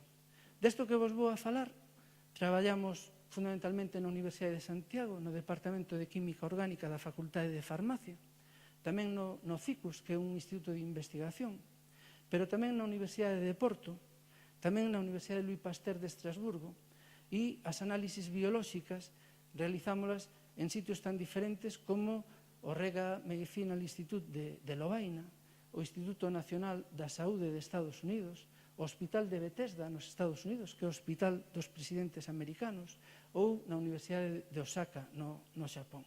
E nesta investigación que vos vou a contar, ademais de con fondos públicos, gozamos ao longo dos anos que traballamos neso, con fondos privados procedentes de industrias españolas, como, por exemplo, Almiral Prodesfarma, pero tamén con fondos de multinacionais, como, por exemplo, Janssen-Cilag ou AstraZeneca. Mirade, eu fui vicerrector na Universidade de Santiago do ano 90 ao 94. Cando volvín no ano 95, decidín dar un cambio, un xiro na miña actividade investigadora. Até ese momento, eu traballaba precisamente na preparación de fármacos antivirais, pero estábamos empezando coa eclosión das enfermidades neurodegenerativas. Empezábamos a estar rodeados de persoas que padecían Alzheimer, Parkinson, esclerose múltiple. E a min picoume un pouco o gustiño de dicir, temos capacidade para facer unha contribución a este campo? Pois vamos ver que podemos facer. As enfermedades neurodegenerativas son un grupo de enfermedades moi importantes. Fixarvos, por exemplo, en España, só persoas diagnosticadas de Parkinson temos 190.000 e de Alzheimer máis de 500.000. En conxunto, se contamos a esclerose múltiple, a Huntington, Corea, a esclerose lateral amiotrófica, hai máis de 800.000 persoas diagnosticadas con algunha enfermidade neurodegenerativa. Pero a propia Sociedade Española de Neuroloxía nos di que hai case un 30% de persoas que teñen unha enfermedade neurodegenerativa en fase de incubación e que ainda non a teñen diagnosticada. Ademais, o custe desta enfermedade son elevadísimos.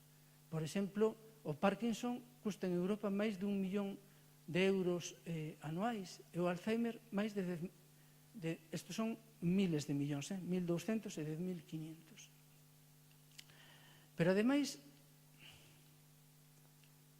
se analizamos isto a nivel global, vemos que, por exemplo, en España, o custe do Parkinson, non do tratamento farmacolóxico, sino do conxunto do Parkinson, supera os 2.200 millóns de euros. E do Alzheimer, dos 8.200 millóns. Pero, ademais, todos os que en algún momento tuvemos na familia ou no entorno persoas con Parkinson e Alzheimer, sabemos que, desafortunadamente, o sistema sanitario, o sistema público de saúde, non cubre o custe da enfermedade. É dicir, a OMS recoñece que, por exemplo, en España, o 87% do gasto ocasionado polas enfermidades neurodegenerativas corre conta das familias. Quen paga os asistentes que fan falta? Quen paga a adquisición das camas con grúa que fan falta? Quen paga as reformas dos cuartos de baño? Ou quen paga as reformas dos salóns? As familias. Por iso a min me parece que estas enfermedades neurodegenerativas, das que na actualidade ningunha ten cura, nin siquiera un tratamento que cronifique, que lentifique a instauración desa enfermedade, merecían que aportásemos o noso pequeno esforzo, a nosa pequena aportación. Para iso, fixamos a nosa vista sobre estas dúas moléculas que temos aquí. E agora vamos comenzar a falar de química. A ver se logro explicarme con suficiente tranquilidade para que entendades, vou a procurar facer un esforzo para que vexades como é o noso método deductivo, o noso método de traballo. Fixámonos nestas dúas moléculas que temos aquí. Son dos neuropéptidos, pequenos péptidos compostos cada un deles por 3 aminoácidos que se producen no noso cerebro. E cando se produce? Cando comeza a producirse un efecto neurodegenerativo.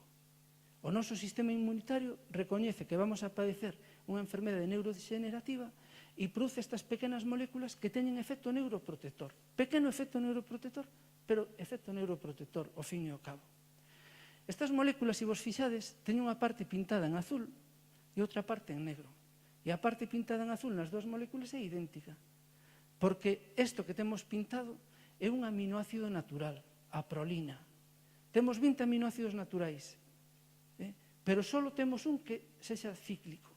Realmente, para os que somos da materia, isto non é un aminoácido, verdad? É un iminoácido. E é cíclico, é dicir, non é flexible, non se pode mover, é rígido. Polo tanto, fixamos a nosa vista porque levaba tempo eu xa traballando nunha reacción moi interesante que xenera derivados deste aminoácido, derivados da prolina. Este aminoácido, que ten esta estrutura que vemos aquí, aminoácido pequeno, simple, fácil, e que ten esta representación tridimensional. Pois nos pensamos que estas moléculas que xeneran o seu efecto acomodándose sobre unhas células que se chaman células gliais dunha maneira que se superpoñen totalmente, despois de facer un estudo de modelización molecular por ordenador, entendimos que, en lugar de deixar que esas moléculas fosen moi flexibles, rigidificar unha parte para que o acoplamento sobre esas células gliais, sobre as membranas desas células gliais, fose máis acoplado, fose máis afín. E decidimos reemplazar esta prolina que temos aquí por outros compostos que se chaman prolino-miméticos. É dicir, compostos que, sendo diferentes a nivel estrutural, a nivel biolóxico, teñen a mesma utilidade terapéutica. Polo tanto, comenzamos unha liña de traballo que, ademais, estaba validada polo feito de que había fármacos no mercado que xa tiñan a prolina na súa estrutura. Por exemplo, estes antivirais. Por exemplo, este antimalárico. Aquí temos a prolina. Por exemplo, este antihipertensivo, que probablemente algúns dos que estades aquí, que tedes máis de 50 anos, estedes tomando o captoprilo, este antihipertensivo que moitos de nós, a partir dos 50 anos, o cardiólogo nos receta, ou fármacos como estes con capacidades antidiabéticas. Entón, decidimos plantearnos un sistema que era, vamos a preparar derivados deses dous neuropéptidos, eses derivados, en 3 etapas. Nunha primeira etapa, vamos preparar os compostos análogos á prolina que van ser logo introducidos. Nunha segunda etapa, vamos a construir eses derivados nos que reemplazamos a prolina polos nosos prolinomiméticos. E, en terceiro lugar, vamos a facer a proba do 9. Vamos a avaliar farmacolóxicamente, avaliar biolóxicamente, a súa capacidade neuroprotectora. Bueno, como preparamos os prolinomiméticos? Pois utilizando unha das reaccións clásicas da química orgánica, a reacción de Diels-Alders. Otto Diels, Kuralder, dous alemáns que no ano 1950 obtiveron o seu premio Nobel por esta reacción. Cando explicamos aos nosos alumnos, aquí hai algúns profesores de química, verdad? Lle decimos que esta é unha reacción de ciclo de adición 4pi máis 2pi. Reacción de ciclo de adición 4pi máis 2pi. Pero é moi fácil. Temos unha jerga, pero a jerga sempre para alonxarnos, para diferenciarnos, pero podemos simplificala para que entenda todo o mundo. Unha reacción de ciclo-adición é unha reacción de adición, se suman varias cousas para formar un ciclo-adición. Por que 4pi máis 2pi? Mirade, isto que temos aquí, isto que ten 2 barras, é un dobre enlace carbono-carbono. Ten 2 electróns pi. E isto que temos aquí ten 2 dobles enlaces carbono-carbono. Se cada un ten 2 electróns pi, ese conxunto ten 4 electróns pi.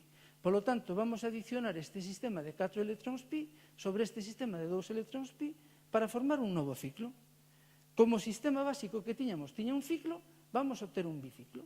Reacción de Diels-Alders. Así de fácil. A ver se algúns dos que estades aquí, que estades estudando química, vades a poñer nalgún aprieto os vosos profesores. Se queredes traballar con isto, cando cheguedes á universidade, no meu grupo de investigación hai sitios para traballar e precisamos sangue nova que veña con forza e con ideas.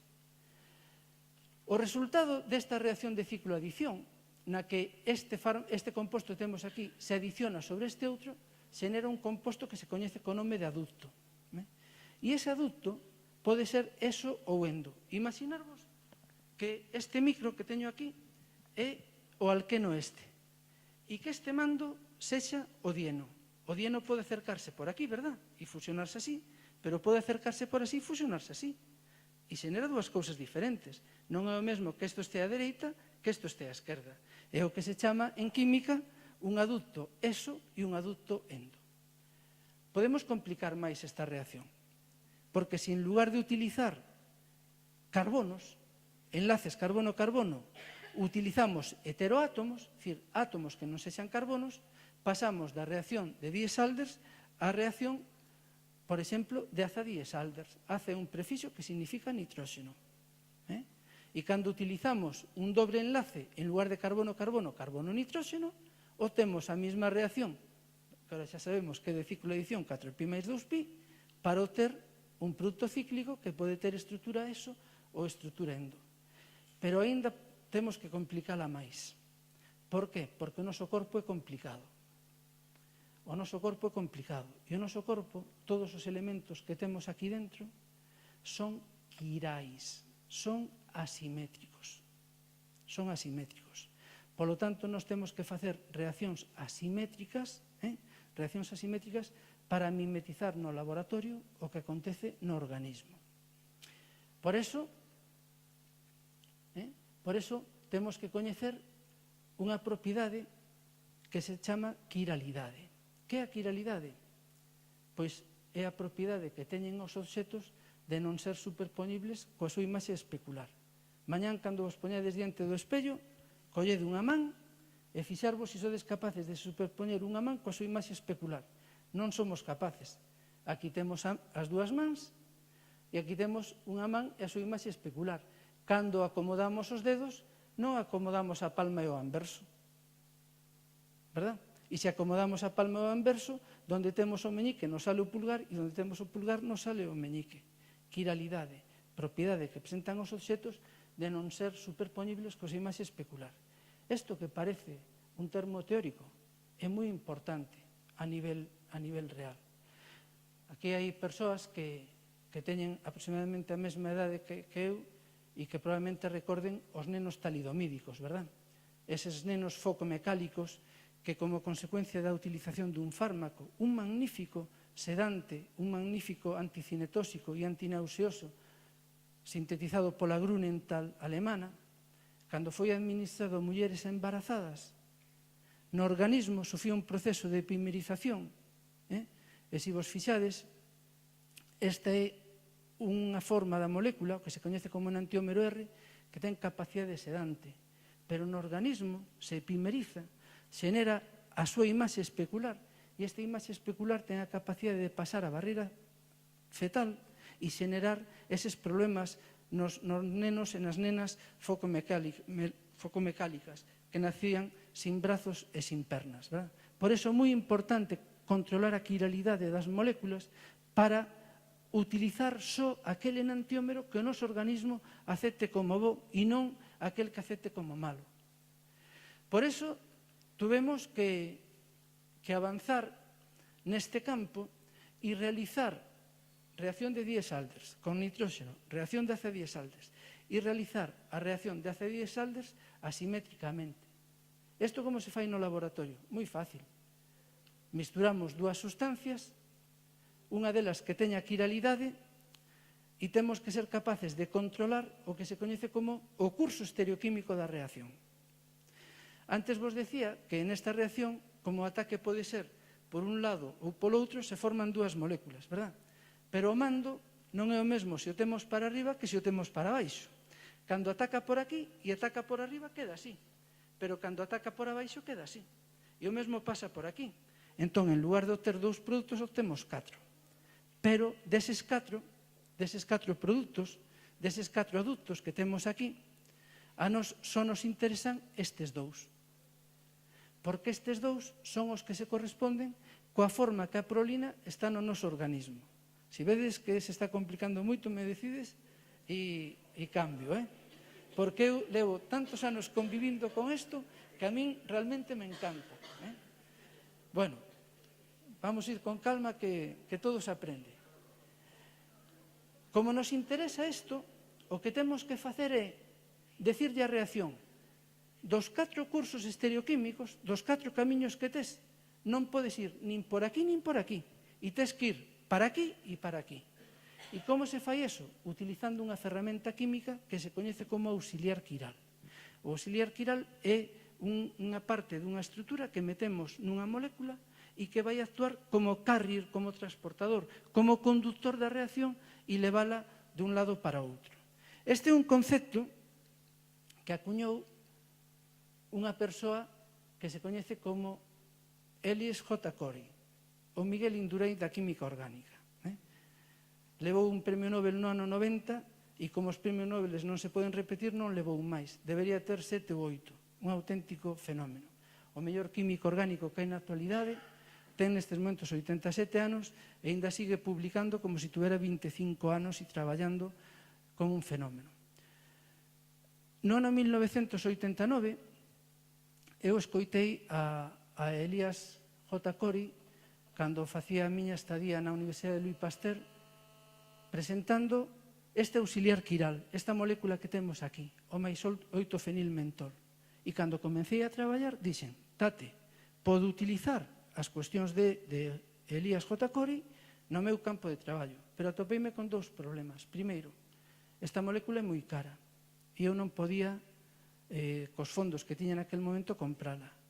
Pero tampouco podía sintetizala porque era un método moi complexo. E como pasa sempre, da necesidade facemos virtude. Digo, se non podo usar esta, vou usar outra, que ninguén usara hasta ese momento. E collín, e en lugar de traballar con esta molécula, traballei coa súa imaxe especular. Fixarvos nos trazos que hai aquí. Vedes este trazo de puntos e este? Eso significa que eses grupos están cara atrás. Se a molécula é a pantalla, este grupo que está aquí, que é un metilo, e este grupo que está aquí, que é un hidroxilo, estarían para atrás. E este outro grupo máis grande estaría cara a nós. Pois eu dixen, vou preparar o seu enantiómero, o que estaba para atrás para adiante e o que estaba para adiante para atrás. E ademais vou a preparar tamén algúns parentes. Xa postos a preparar, vou a preparar algúns parentes nos que mantendo fixo este grupo variase a disposición destes dous. E metímonos nun traballo conxunto das tres universidades, da Universidade de Louis Pasteur, da Universidade do Porto e da Universidade de Santiago, a preparar este grupo de compostos. Comenzamos a publicar algunhas cuestións deste calibre e, dun xeito máis ou menos simple, aquí temos o esquema que nos patentamos de preparación destes auxiliares quirais. A partir dunha molécula que era facilmente asequible, que era moi barata, que se podía comprar, mediante procesos dunha reacción de magnesiano de Grignard, tamén unha reacción moi básica en química orgánica, e mediante diferentes procedementos de reducción controlada, obtivemos as nosas 4 moléculas. E ademais deso, decidimos preparar tamén interconvertir estas moléculas entre sí. Porque na química tamén hai que xogar. Tamén coas moléculas que tes que xogar para domalas, para modificalas e para controlalas. E decidimos modificalas e pasar unha a outra e outra a outra diferente. É dicir, estes son procedementos sintéticos que ademais tamén aplicamos para deseñar un novo auxiliar quiral que tamén patentamos que non tivese nada que ver cos produtos que preparou Elías J. Corio. Este composto o preparamos conxuntamente cunha persoa que traballa no Canadá, que para aqueles que estudaron químicas e que estén na sala e para aqueles que vayan a estudar químicas é unha persoa de referencia porque van ter que chapar o seu libro. Isto preparámoslo en combinación con Pierre Bollard, que Pierre Bollard ou Pierre Bolhar, que é o autor do Manual de Química Orgánica máis utilizado en todo o mundo. O caracterizamos ben, o publicamos, e, bueno, a partir de aquí, deste momento, xa tiñamos o noso auxiliar quiral e xa só nos quedaba ver se ese auxiliar quiral funcionaba ou non funcionaba. E lembro-vos, queríamos obter 2 aductos concretos, os aductos ESO, un S-ESO e un R-ESO, porque esos tiñan a mesma estereodisposición que presentaba a molécula da prolina. E así o preparamos e chegamos a obter rendementos moi bons, 80% dun S-ESO, 69%, 65%, 70%, 63%. Pero ainda así non quedamos totalmente satisfeitos e decidimos amplificar a técnica. En lugar de usar un auxiliar quiral, utilizar un segundo auxiliar quiral. E foi cando combinamos o noso auxiliar quiral con outro que xa existía no mercado. Este comprámoslo, xa non o preparamos. E así logramos obter xa de forma totalmente diferenciada, sin necesidade de separar de outros produtos, o un S-ESO e un R-ESO.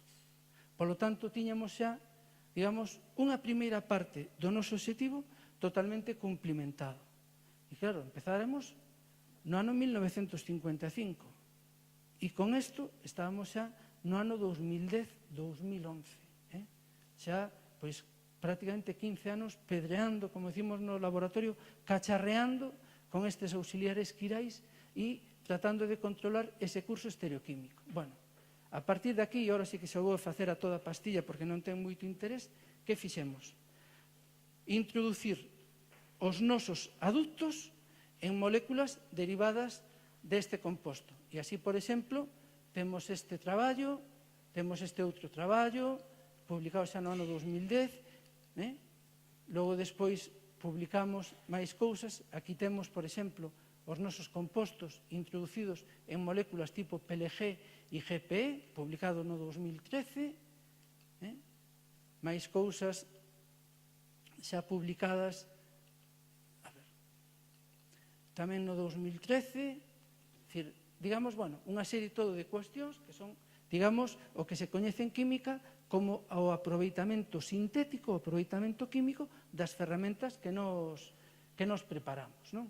Dicir, actualmente, pois, estes son dos últimos traballos que temos, que foron realizados aquí en Santiago por unha rapaza portuguesa, Sara Ribeiro, que estivo conmigo no ano 2016 e que ven de presentar recentemente a súa tese de mestrado, está actualmente realizando a súa tese de doutoramento na Universidade de Porto, e, en definitiva, o que fixemos e vamos a resumilo dun modo simple, e con isto xa remato, foi preparar de maneira controlada, como se diría en química, de maneira estéreo e enantio controlada, derivados deste estilo. E a partir de derivados deste estilo, preparamos compostos como estes que están sendo avaliados polas súas capacidades antidiabéticas, antivirais ou antineoplásicas. Preparamos tamén compostos como estes que están sendo avaliados polas súas capacidades antivirais e antineoplásicas. Preparamos tamén compostos como estes que están sendo avaliados polas súas capacidades neuroprotectoras. E preparamos, que é o último no que estamos, compostos deste estilo, no que aquí introducimos unha base fúrica ou pirimidínica, que están sendo avaliados polas súas capacidades antivirais e antineoplásicas. Como podedes ver, a partir de un traballo eminentemente químico, de metodoloxía química, despois logramos implementar un traballo farmacolóxico. E nestes momentos é no que estamos. Aproveito para reiterar o meu agradecemento pola vosa paciencia, pola vosa comprensión, e para o que queirades, aquí estou. Moitas grazas.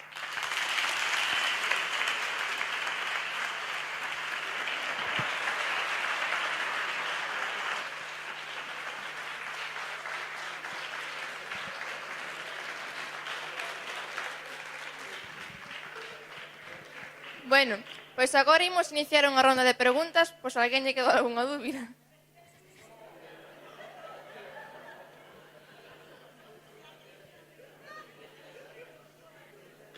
Mirade, a investigación en química, para os que non son profanos, parece moi distante e moi complexa, pero non o é. Non o é. Ten a súa jerga propia, os seus métodos propios, pero no fondo o que estamos sempre traballando no mesmo. Traballamos coa idea de construir herramientas farmacolóxicas. Fixarvos, vou vos explicar, se me permitides, son 2 minutos, por exemplo, en 2 minutos, só 2 minutos. O que foi o último Premio Nobel de Química, para que vexades como a veces hai persoas que teñen ideas certamente xeniais. O último Premio Nobel de Química foi concedido a 3 investigadores conxuntamente. 2 deles son coñecidos meus, Ben Feringa, porque colabora moi activamente co noso departamento. De feito, 3 semanas antes de que lle fora concedido o Premio Nobel, estivo dando na Facultade de Química unha charla, e Jean-Pierre Sauvage foi compañeiro mío de estadía en Estrasburgo. Tomei tartas flambé, a pizza alsaciana, moitas tartas flambé con Jean-Pierre Sauvage, que xa daquela tiña unha mente privilexiada. Fixarvos a idea desas máquinas moleculares, non? O que se coñece como o canciño de Feringa. Temos a capacidade de construir moléculas na que vamos regulando os enlaces carbono-carbono e construímos como un can, unha molécula como un can. Imaginarvos que esa molécula lle colocamos sensores nas puntas, sensores nas puntas, e unha mochila no lombo. E nesa mochila metemos un fármaco. Imaginarvos que collemos ese canciño de Feringa e o metemos nunha vena. E guiado desde fora con un joystick o vamos movendo polo noso organismo. E cando os sensores recoñecen, por exemplo, a existencia dun ateroma de colesterol, dunha placa de colesterol, que o canciño colle desa mochila a estatina e fulmine ese ateroma. Unha idea maravillosa.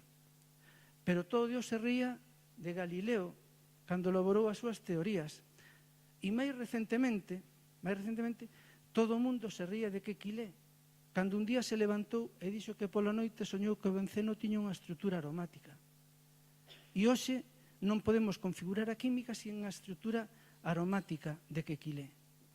Ao mellor, a teoría do can de Feringa e a teoría de Jean-Pierre Sauvage e de Walter Edoch, dentro de 15, 20, 30 anos, é unha práctica usual na terapia farmacolóxica e pode proceder a dar fármacos que, en lugar de traballar en cantidades de miligramos ou de microgramos, traballen no espacio dos nanogramos, fármacos máis eficaces e carentes de efectos secundarios.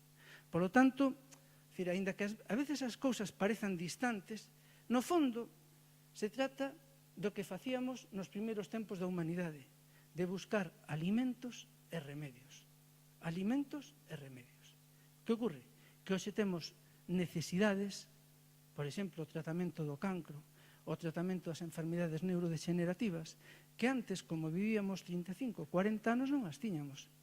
Pero hoxe duramos 85 anos, pero no ano 2050 vamos a durar 93, 94 anos. E a Sociedade Española de Neuroloxía nos di que no ano 2025 o número de enfermos neurodegenerativos en España vaise duplicar e que no ano 2050 vaise triplicar.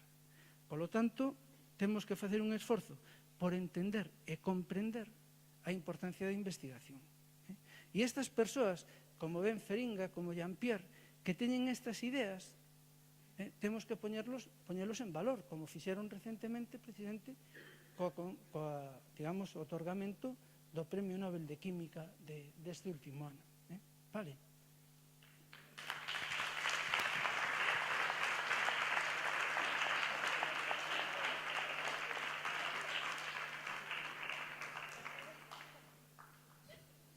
Ben, pois tendes algunha dúbida?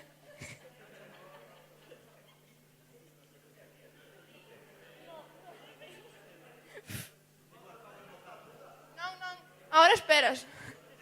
Sí. A ver, Xerardo, si son capaz de explicar a cousa que che quería. Estou intentando relacionar a última parte da tua exposición, que foi brutal e brillante, coas primeiras onde nos falaxe da investigación básica e dos precios dos tratamentos farmacolóxicos. Pensas que esta investigación, supoño que é básica, de que xeito poderedes, ao mellor, que capacidade teredes vos de influir no precio final dos resultados que eventualmente poderán salir de aquí? Bueno, en España existe unha normativa de fixación de precios dos medicamentos. Esa normativa regula diferentes aspectos que configuran o precio final do medicamento. A simple participación de organismos públicos de investigación nas fases iniciais ou de desenvolvemento dos fármacos dá lugar ao que o Estado teña a posibilidade de reducir o precio do medicamento. Por lo tanto, é moi importante para nós, como ocurre neste caso, que estas partes desta investigación sexan soportadas por 3 empresas radicadas en Cataluña, por Almiral Prodesfarma, por Uriach e por Esteve. Porque se desta investigación ou de investigacións que van no mesmo proxecto se derivase algún fármaco, pois o Estado tería capacidade de regular o prezo deses fármacos. Por iso é importante participar. Este tipo de investigación, efectivamente, xa non é básica. Básica foi todo o que vos contei da reacción de Diels-Alder. Isto xa é unha investigación que podemos dicir semi-aplicada. O noso objetivo é chegar a obter potenciais fármacos. É dicir, de cada destas liñas de investigación, o noso objetivo é obter entre 5 e 20 moléculas que podamos aportar á industria para que a industria faga a fase final de desarrollo. Iso, claro, as universidades non teñen capacidade de facer nin ensaios clínicos, nin preclínicos aos niveis que exixe a normativa.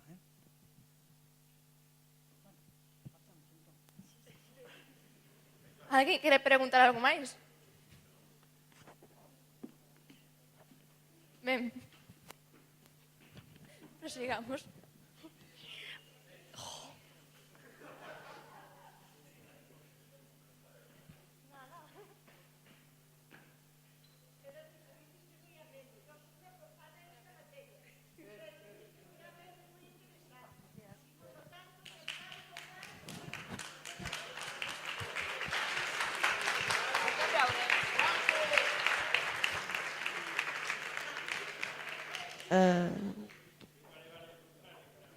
¿Puedo preguntar?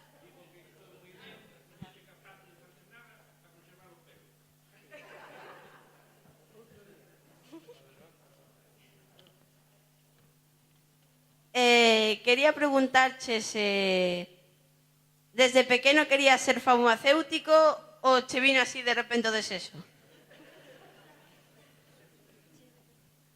Non, mira, eu cando fun para Santiago o que quería ser era físico nuclear.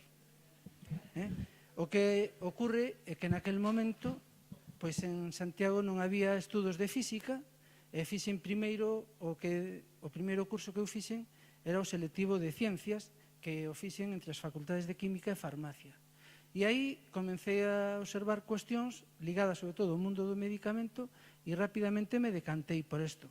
Pero o que sí me gustaría decir é que o que un estuda só debe servir para enriquecer o espírito desa persoa. Non ten por que configurar o que logo va a ser de maior. Mira, cando eu fui a Estrasburgo, fui a traballar con un profesor moi importante, Camille Vermut, a persoa que desarrollou un fármaco, a tacrina, o único fármaco que hai para o tratamento do Alzheimer. Curiosamente, Camille morreu de Alzheimer. E me puxo a traballar con unha persoa que era licenciado en antropoloxía. Eu cheguei ali, teño o billete de avión aquí, mañán marcho. Como vou traballar con un licenciado en antropoloxía? Eu que quero ser químico orgánico puro e duro, que veño de facer a miña tese en química orgánica.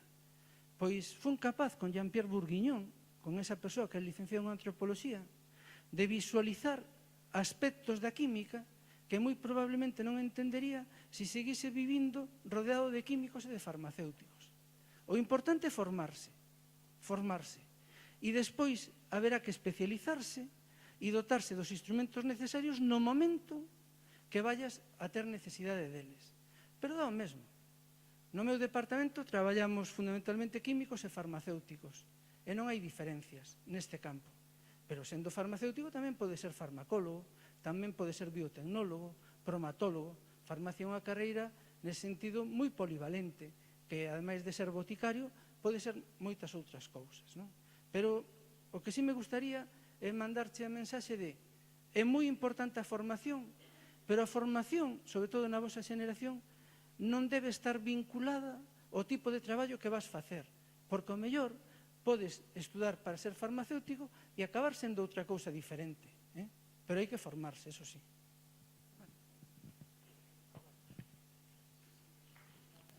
Algunha máis?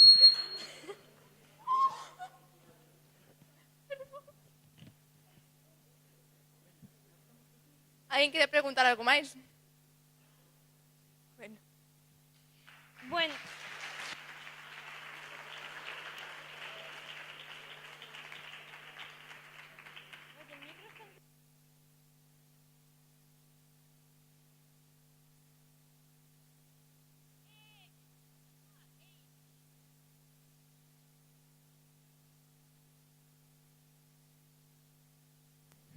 Espera,